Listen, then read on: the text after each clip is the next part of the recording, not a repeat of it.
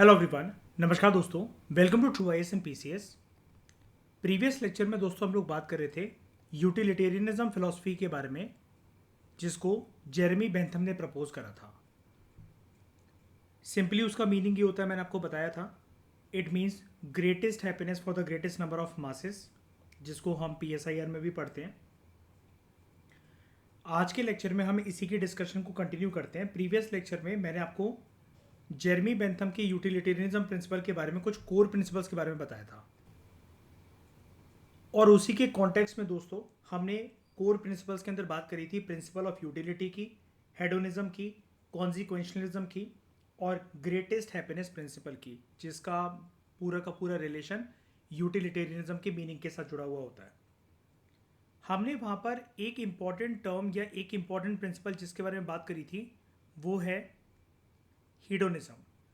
और हीडोनिज्म का प्रिंसिपल हमें ये बताता है, या फिर ये एक ऐसी फिलॉसफी होती है जो कि कहती है कि हैप्पीनेस या जो प्लेजर होता है उसकी इंट्रिंसिक वैल्यू बहुत ज़्यादा बड़ी होती है। हर एक इंडिविजुअल कोई भी जो एक्शन लेता है, चाहे वो मेल हो चाहे वो फीमेल हो, वो सारा का सारा अपना काम सिर्फ और सिर्फ करते हैं अपनी हैप्पीनेस के लिए, अपनी इंट्रिंसिक खुशी के लिए। अब दोस्तों हम इतना तो समझ गए कि चलो हीडोनिज्म की फिलॉसफी ये कहती है कि हैप्पीनेस एक इंट्रिंसिक वैल्यू की चीज़ है। हैप्पीनेस जो है वो अल्टीमेट डिज़ायर होता है। हर एक इंडिविजुअल कोई भी जो एक्शन लेता है उसके पीछे वो अपनी हैप्पीनेस या प्लेजर के लिए काम करते हैं। लेकिन अगर मैं आपसे पूछूं, दिव्या और रिया, आप मुझे ये बताइए कि क्या हम हैप्पीनेस को कैलकुलेट कर सकते हैं? बताओ, क्या मैं आपसे ये कह सकता हूँ दिव्या, रिया, आप आज 2 लीटर खुश हो, 3 किलो हैप्पी हो, आपकी जो अ, अंदर जो एक हैप्पीनेस है किसी भी चीज़ को लेकर, या आज आपने जितना प्लेजर सीख करा वो 3 किलोमीटर था, 3 मीटर था, हैप्पीनेस को ऐसे मेजर करा जा सकता है क्या क्वांटिटेटिवली? हाँ या ना? नहीं ना, पॉसिबल नहीं है। लेकिन जेरेमी बेंथम भाई साहब की जो बात थी with respect to hedonism, with respect to happiness, with respect to pleasure principle, वो थोड़ी सी दुनिया के लोगों से अलग थी।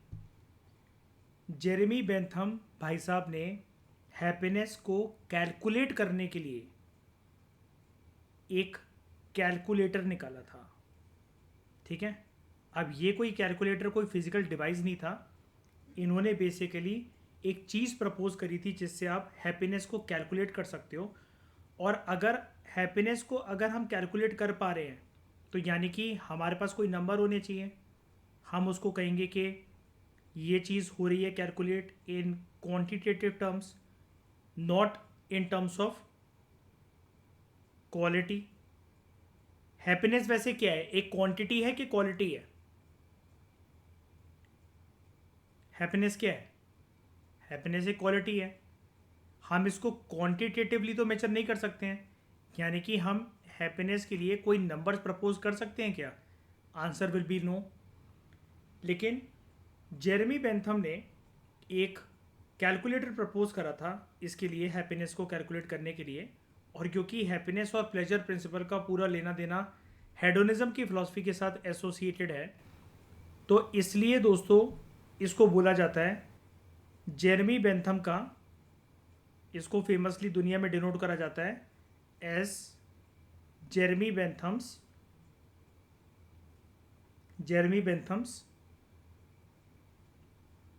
हेडोनिक कैलकुलस, यानी कि एक प्रकार का कैलकुलेटर। और हेडोनिक क्यों?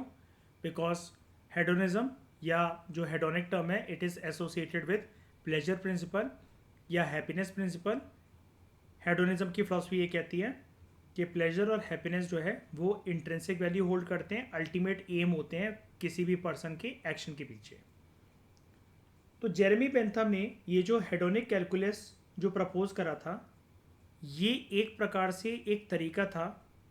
It is a way, it was a means, ठीक है, इन ऑर्डर टू मेजर, जबकि आपको पता है कि हम हैप्पीनेस को मेजर नहीं कर सकते हैं, in order to measure the value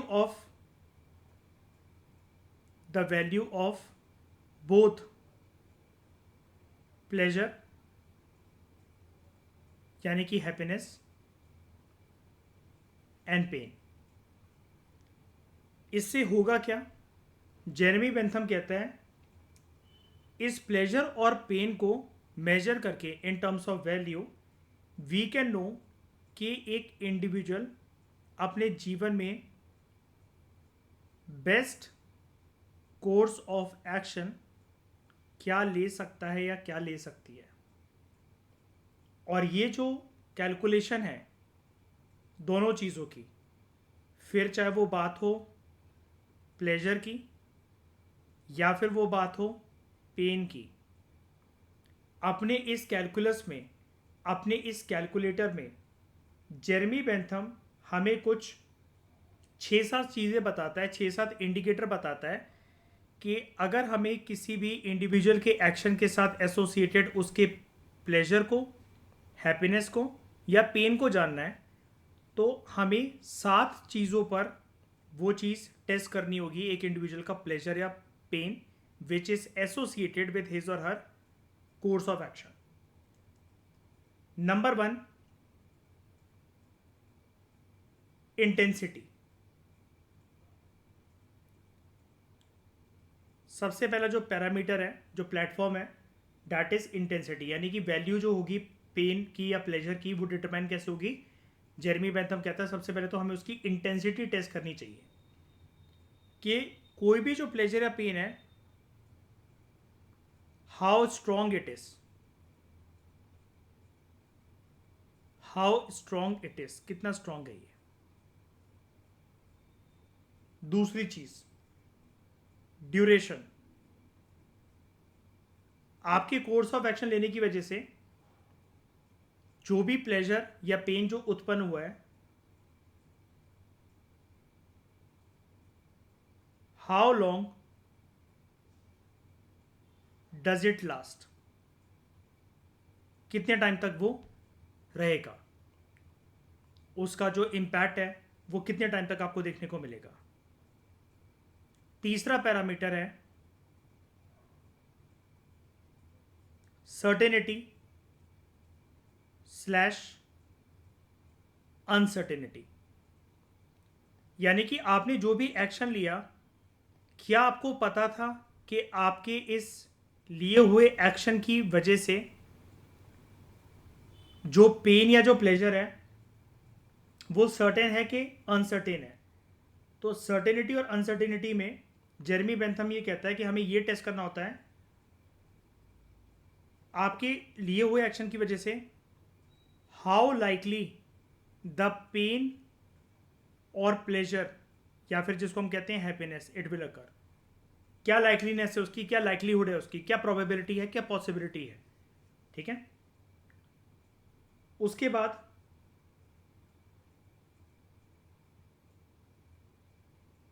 चौथा पैरामीटर है जिसको हम कहते हैं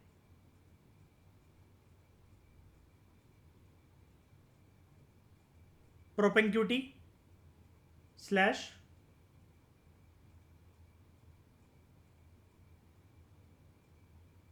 रिमोटनेस। प्रोपेंक्यूटी का मतलब होता है दोस्तों कोई भी चीज कितनी पास है, रिमोटनेस का मतलब होता है कोई भी चीज कितनी दूर है। तो यानी कि जो प्लेजर या जो प्रिंसिपल है how soon it will occur, क्या वो थोड़ा सा वक्त लेगी या फिर थोड़ी देर बाद आपको इंपैक्ट उसका देखने को मिलेगा। जैसे आप किसी एग्जाम की तैयारी कर रहे हो, वो एग्जाम एक साइकिल का है, एक साइकिल का जो एग्जाम है वो 1 साल का है, और आप अपने सारे प्लेजर और हैप्पीनेस को सेक्रीफाइस कर रहे हो, you are taking all the pain to clear that exam. UPSC का एग्जाम्पल मान लो, 1-1.5 साल की साइकिल है, आप पूरी मेहनत कर रहे हो, यू वांट सारी स्टेजेस आपकी क्लियर हो, पूरी जद्दोजहद आप उसके पीछे कर रहे हो, तो आप अपने प्लेजर को जो हैप्पीनेस है उसको साइड करके पूरा पेन ले रहे हो, आप बहुत सारी चीज़ों को आप सेक्रीफाइस कर रहे हो। तो आपको पता है कि आपकी इस मेहनत का जो आउटकम है, जो रिजल्ट है वो अच्छा ही निकलेगा। आपकी मेहनत वेस्ट नहीं जाएगी।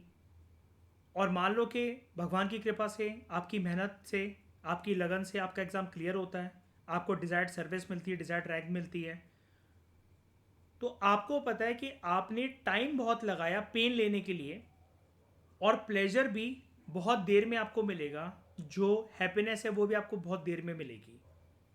तो ये चीज़ शो करता है कि आपका कोई भी लिया हुआ एक्शन कितनी जल्दी या कितनी देर तक इंश्योर कर पाएगा कि आपको उसका इम्पैक्ट, उसका खामियाजा इन टर्म्स ऑफ पेन या उसका credit in terms of pleasure या हैप्पीनेस कब मिलेगा। इसको हम कहते हैं प्रोपेंसिटी। कितनी दूर, रिमोटनेस का मतलब होता है कितनी दूर, प्रोपेंसिटी का मतलब होता है कितनी पास। ठीक है। उसके बाद पांचवा जो इंडिकेटर है दैट इज फेकंडिटी। फेकंडिटी फेकंडिटी का मतलब ये होता है कि आपके लिए हुए एक्शन के बेसिस पर क्या फ्रूट्स निकल कर आएंगे। यानी कि आपको किसी एक लिए हुए एक्शन की वजह से हैप्पीनेस मिली, प्लेजर मिला, तो उससे आप फर्दर प्लेजर्स को कैसे सीख कर सकते हो, फर्दर हैप्पीनेस आपको कैसे मिलेगी। आपके लिए हुए एक्शन की वजह से मान लो कि आपको खुशी मिलती है, तो कितनी बार आप वो एक्शन लोगे कि वो खुशी आपकी बार बार आती रहे, आपके जीवन में आपको वो बार बार प्लेजर मिलता रहे। उसके बाद सिक्स्थ पैरामीटर है that is purity. According to Jeremy Bentham, ये प्योरिटी का पैरामीटर ये कहता है कि आपका लिया हुआ एक्शन इतना प्योर होना चाहिए that it should be free from pain. उसमें कोई पेन ना हो, आपको सिर्फ हैप्पीनेस मिले, सिर्फ प्लेजर मिले। और सेवेंथ पैरामीटर है, लास्ट पैरामीटर है ये, दैट इज एक्सटेंट। आपके लिए हुए एक्शन की वजह से सिर्फ आप नहीं बल्कि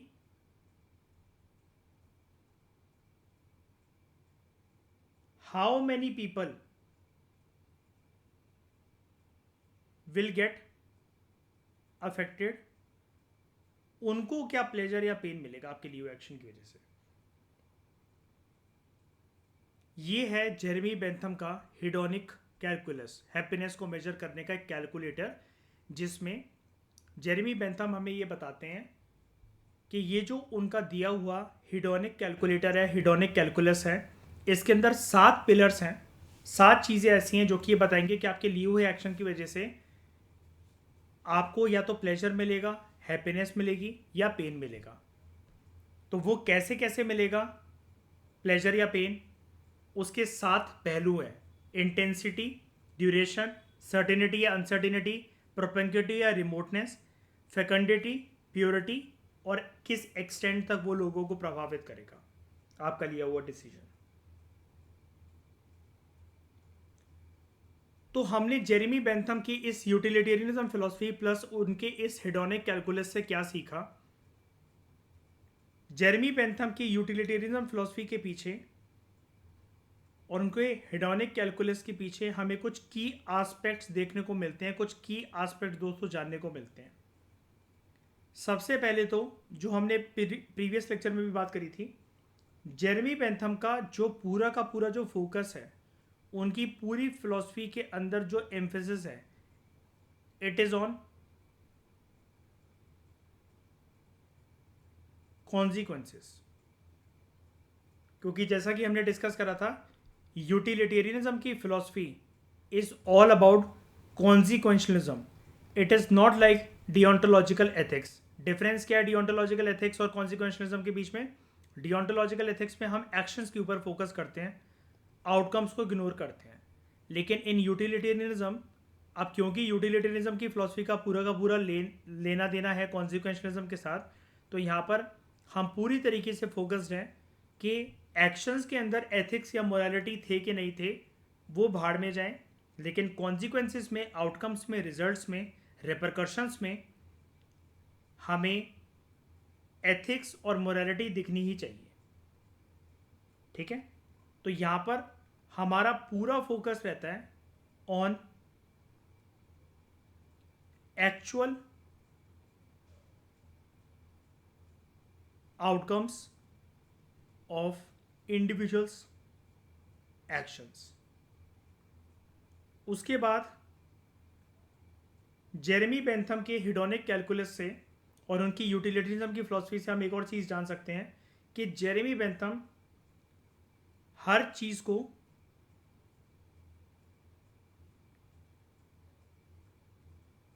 क्वांटिटेटिव टर्म्स में मेजर करना चाहते हैं। तो उनकी अप्रोच जो है that is quantitative. Jeremy Bentham because ये मानते थे कि ये जो प्रिंसिपल हैं प्लेजर और पेन वाले, इसको हम आराम से मेजर कर सकते हैं इन क्वांटिटेटिव टर्म्स। ठीक है। उसके बाद जेरेमी बेंथम की दी हुई यूटिलिटेरियनिज्म की जो फिलॉसफी है, उनका जो पर्सपेक्टिव है विद रिस्पेक्ट टू यूटिलिटेरियनिज्म, उसका योगदान दुनिया में हमें बड़े सारे सोशल रिफॉर्म्स के अंदर देखने को मिलता है। जेरेमी बेंथम की फिलॉसफीज को बड़ी सारी कंट्रीज में बैठे हुए लोगों ने, सरकार ने अपने देश के रूल्स एंड रेगुलेशंस में, एक्ट्स एंड पॉलिसीज में इसको यूज़ करा उनके इस यूटिलिटेरियनिज्म के प्रिंसिपल्स को, ताकि सोशल रिफॉर्म्स उन कंट्रीज़ के आ सकें, सोशल रिफॉर्म्स उन कंट्रीज़ के अंदर आ सकें। जैसे कुछ एरियाज जहाँ पर ये एप्लीकेबल है दुनिया में जो देखे गए, एक तो प्रिजन रिफॉर्म, कि जब greatest happiness for the greatest number of masses की बात होती है तो कैदी जिनका रवैया ठीक है, बर्ताव ठीक है, और उनको भले ही 25 साल की सज़ा मिली थी लेकिन 15 साल तक उनका व्यवहार ठीक है, तो उनको छोड़ दिया जाए। महिलाओं के अधिकारों के लिए, क्योंकि अगर बात होती है greatest happiness for the greatest number of masses की, तो औरत अपने अधिकारों से वंचित क्यों रह जाती है। और फिर एबॉलिशन ऑफ स्लेवरी, कि जब भगवान ने सारे इंसानों को इक्वल बना रखा है तो कुछ इंसान अपने अधिकारों से वंचित क्यों रह जाए, उनसे गुलामी क्यों करवाई जाती है, उनसे बंधुआ मजदूरी क्यों करवाई जाती है। एक इंपॉर्टेंट एस्पेक्ट और जेरेमी बेंथम की यूटिलिटिज्म फिलॉसफी का वो ये है कि Jeremy Bentham rejected the principle of natural rights. Jeremy Bentham के अकॉर्डिंग आपको पैदा होने के साथ कोई राइट्स ऑटोमेटिकली सुनिश्चित नहीं करे जाएंगे। वो आप जिस कंट्री के अंदर पैदा हुए हो, या तो वहाँ की सरकार ऑटोमेटिकली आपको देगी, या आपको अपने अधिकारों की डिमांड करनी पड़ेगी सत्ता में बैठे हुए लोगों से। तो जेरेमी बेंथम ने जो कॉन्सेप्ट होता है नेचुरल राइट्स का, उसको रिजेक्ट करा था, क्योंकि जेरेमी बेंथम की आर्गुमेंट ये थी कि जो राइट्स हैं, कोई भी जो राइट्स होते हैं, rights are created by law. कानून बनाता है अधिकारों को, और हमें कानूनों के द्वारा बनाए गए राइट्स को असेस करना चाहिए बेस्ड ऑन देयर यूटिलिटी। और ये जो यूटिलिटी है ये हमें क्या बताती है, that there should be greatest happiness for greatest number of masses. लेकिन ऐसा नहीं है कि जेरेमी बेंथम इतनी अच्छी अच्छी बातें कर रहे हैं तो बाकी स्कॉलर्स ने उनको आंख बंद करके पूरी की पूरी तरीके से मान लिया। जेरेमी बेंथम की इस यूटिलिटेरियनिज्म फिलॉसफी के ऊपर कुछ सवाल भी उठाए गए। तो अब हम बात करते हैं जेरेमी बेंथम की यूटिलिटिज्म फिलॉसफी के पीछे कुछ क्रिटिसिज्म्स की। पहले मुझे ये बताओ, ये सारे की एस्पेक्ट्स और जेरेमी बेंथम के द्वारा प्रपोज करा गया जो हेडोनिक कैलकुलेटर है, हेडोनिक कैलकुलस भी जिसको कहते हैं, आपको ये पूरा फंडा समझ में आया? कोई कंफ्यूजन तो नहीं है?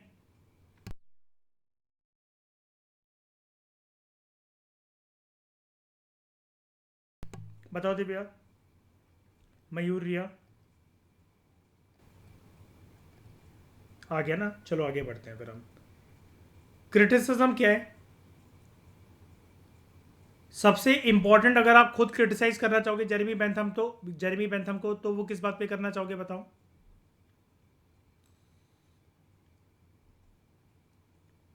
हैप्पीनेस को ये क्या कह रहे हैं जेरेमी बेंथम? कि हम नंबर्स के बेसिस पर कैलकुलेट कर सकते हैं। इज इट पॉसिबल मयूर?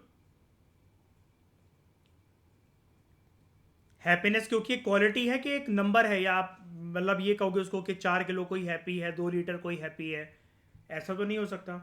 तो सबसे पहला क्रिटिसिज्म यही है कि there is always a difficulty in measuring happiness. Critics ये आर्ग्यू करते हैं एक्यूरेटली जितना जेरेमी बेंथम भाई साहब एक कैलकुलेटर, एक कैलकुलस प्रपोज करके बातें कर रहे हैं हवा में कि we can measure, we can compare happiness across different individuals, it is not at all possible. दूसरा ये है क्रिटिसिज्म, जो कि जेरेमी बेंथम की यूटिलिटेरिज्म फिलोसफी का भी क्रिटिसिज्म है। और जेरेमी बेंथम को अगर साइड आप हटा दो तो सिर्फ यूटिलिटेरिज्म के बारे में भी अगर आप बात करोगे तो ये यूटिलिटेरिज्म फिलोसफी का भी क्रिटिसिज्म है। और ये क्रिटिसिज्म हम पीएसआईआर के डिस्कशन में कवर कर चुके हैं कि when we talk about greatest happiness for the greatest number of masses, तो there is a potential, there is a probability for injustice. अब ये इनजस्टिस मेजोरिटी के लिए तो नहीं होगा, अन्याय, लेकिन एक के लिए हो सकता है। क्योंकि greatest happiness for the greatest number of masses में क्या है कि 100 लोग हैं, अगर 99 का भला हो रहा है तो दिस प्रिंसिपल इज जस्टिफाइड। लेकिन अगर एक इंडिविजुअल लेफ्ट आउट हो रहा है तो स्कॉलर्स ये कहते हैं कि उसका क्या, इसके साथ तो अन्याय हो सकता है ना, तो इसके एक इंडिविजुअल के खिलाफ हो रहे अन्याय को आप ये कहकर जस्टिफाई नहीं कर सकते कि 99 लोगों का तो भला हो रहा है ना। तो क्रिटिक्स ये आर्ग्यू करते हैं कि यूटिलिटेरियनिज्म की जो कोर फिलॉसफी है, फिर भले ही चाहे उसको जेरेमी बेंथम ने दिया हो, या फिर जब हम आगे चलकर पढ़ेंगे जॉन स्टुअर्ट मिल के यूटिलिटिज्म के प्रिंसिपल के बारे में, तो चाहे वो जेएस मिल हो, चाहे वो बेंथम हो, यूटिलिटरिज्म की फिलॉसफी जो है वो जस्टिफाई कर देती है, वो जस्टिफाई करने का काम कर देती है उन एक्शंस को जिसकी वजह से माइनॉरिटी जनता का या किसी एक इंडिविजुअल का अगर नुकसान हो रहा हो, हार्म हो रहा हो, अगर वो एक्शंस बेनिफिट करते हैं मेजॉरिटी को और कोई एक लेफ्ट आउट है, तो यूटिलिटेरिज्म की फिलॉसफी को फर्क नहीं पड़ता क्योंकि मेजॉरिटी का भला हो रहा है। तो there is always a potential for injustice against some or the other individual with respect to utilitarianism. और उसके बाद एक क्रिटिसिज्म और है that there is inability to account for duties and obligations. कुछ स्कॉलर्स ये भी मानते हैं कि यूटिलिटेरिज्म की जो फिलॉसफी है वो दो चीज़ों को अच्छी तरीके से एड्रेस नहीं कर पाती है। और वो क्या है? Moral duties and moral obligations of individuals. क्योंकि अगर इंडिविजुअल्स की ड्यूटीज या ऑब्लिगेशंस के अंदर अगर मोरालिटी नहीं है तो फिर वो हैप्पीनेस को किसी भी तरीके से मैक्सिमाइज नहीं कर सकती हैं वो ड्यूटीज एंड ऑब्लिगेशंस। तो कंक्लूजन में दोस्तों हम सिर्फ ये कह सकते हैं कि जेरेमी बेंथम की ये जो यूटिलिटेरिज्म वाली जो फिलॉसफी है, जो इसका प्रिंसिपल है, ये एक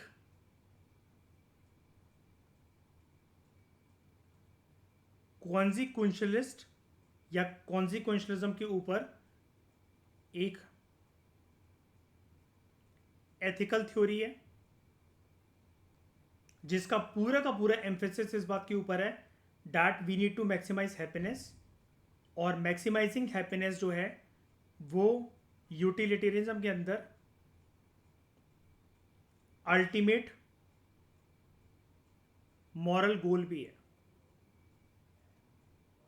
ठीक है। जेरेमी बेंथम हालांकि एक इन्फ्लुएंशियल फिलोसफर रहा है, क्योंकि जैसा कि मैंने अभी आपको यहाँ पर बताया था कि इसकी फिलॉसफी के अंतर्गत हमें बड़ी सारी कंट्रीज़ के अंदर एक अडॉप्शन देखने को मिलती है सोशल रिफॉर्म्स की, like present reforms, women rights, abolition of slavery. तो ये इन्फ्लुएंशियल फिलोसफर एंड रिफॉर्मर तो रहा है, लेकिन फिर भी जो प्रैक्टिकल एप्लीकेशंस हैं यूटिलिटरिज्म की फिलॉसफी की, या जेरेमी बेंथम ने जैसी बातें करी हेडोनिक कैलकुलस की, वो प्रैक्टिकल नहीं है अप्लाई करने के लिए। और उसके बाद there is always a potential for injustice. अब ये सिर्फ ब्लेम जेरेमी बेंथम के ऊपर नहीं है, जैसा कि मैंने आपको ऊपर बताया, ये वाला ब्लेम यूटिलिटरिज्म फिलॉसफी के साथ एसोसिएटेड है। फिर चाहे आप जेरेमी बेंथम को डिस्कशन के अंदर लेकर आओ या फिर जीएस मिल को, जॉन स्टुअर्ट मिल को लेकर आओ, क्योंकि कोई ना कोई इंडिविजुअल अगर लेफ्ट आउट हो रहा है तो यानी कि सबका भला नहीं हो रहा है। प्रोबेबिलिटी, पोटेंशियल हमेशा रहेगा कि किसी ना किसी के साथ अन्याय हो रहा, क्योंकि यहाँ पर पूरा लेना देना हमारा मेजॉरिटी के साथ है कि अगर मेजॉरिटी के साथ चीज़ें सही जा रही है, मेजॉरिटी ऑफ द पॉपुलेशन के साथ, और माइनॉरिटी को हार्म हो रहा है, तो हम उस हार्म को इग्नोर कर देते हैं। तो फिर ये जो बातें होती है ना प्लेजर और पेन की, ये फिर यूजलेस हो जाती है यहाँ पर। ये कुछ क्रिटिसिज्म है यूटिलिटेरिज्म की फिलॉसफी के और जेरेमी बेंथम का जो पर्सपेक्टिव है यूटिलिटेरिज्म का, उसके ऊपर। तो अभी तक दोस्तों हमने ये जो 4 चीज़ें हमें डिस्कस करनी थी उसके अंदर कॉम्प्रीहेंसिव तरीके से बिल्कुल फुल स्टॉप मैंने आपके लगा दिया है इस डिस्कशन के ऊपर विद रिस्पेक्ट टू यूपीएससी, कि डिओंटोलॉजिकल एथिक्स के ऊपर कोई भी क्वेश्चन आए या deontological ethics of Immanuel Kant के ऊपर कोई भी क्वेश्चन आए तो आप उसको अच्छे से एड्रेस कर सकते हो। यूटिलिटेरिज्म के ऊपर कोई भी क्वेश्चन आए या फिर जेरेमी बेंथम की यूटिलिटेरिज्म के ऊपर कोई भी क्वेश्चन आए, आप उसको भी अच्छे से एड्रेस कर सकते हो। अब आप यूटिलिटेरिज्म तो जान गए हो, तो जॉन स्टुअर्ट मिल का क्या पर्सपेक्टिव था यूटिलिटेरिज्म के ऊपर, इसको हम डिस्कस करेंगे अगले लेक्चर में। और उसके बाद एक लेक्चर और बनाएंगे जिसमें हम बात करेंगे एरिस्टोटल के वर्च्यू एथिक्स के बारे में। और ये चारों चीज़ें, ये सारी डिस्कशन, ये सारे कॉन्सेप्ट्स आपको हेल्प करेंगे पीएसआई और ऑप्शनल में भी। तो इस डिस्कशन में दोस्तों फिलहाल इतना ही। Thank you very much for discussion.